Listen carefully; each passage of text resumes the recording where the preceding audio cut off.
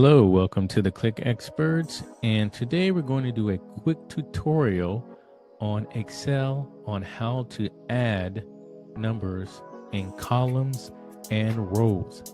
So we'll go ahead and get started. As you can see right here, we have a number of 52,000, 95,213, and so on. And you will see the same numbers here in the row that are in the column. So what we're going to do is we're going to add these numbers up.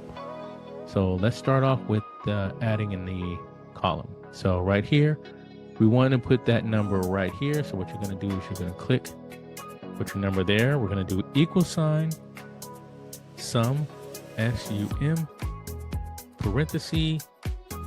Then we're going to go to the top here. We're going to click right on this, and we're going to left click and then hold this down and drag it to that number. Let go of the left click.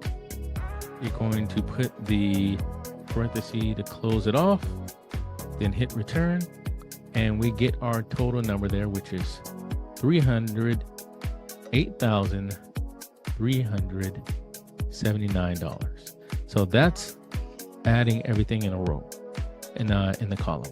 So to show you, we can do the same thing for the row, and we can put that number anywhere we want. Let's stick it right here next to the total. We're going to do the same thing.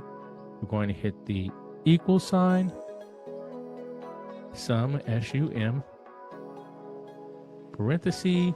Then we're going to go here, left click, hold it down, drag all the way across, let go, and we're going to close that parenthesis and hit the button, hit return, and then come up with the same number, $308,379. So there's a quick tutorial on how to add numbers in Excel. If you have any questions, just leave it in the comments. Thanks. Thanks for watching. Also, thank you to all those who subscribe and donate. You make it possible for us to continue creating great videos for everyone. See you again soon.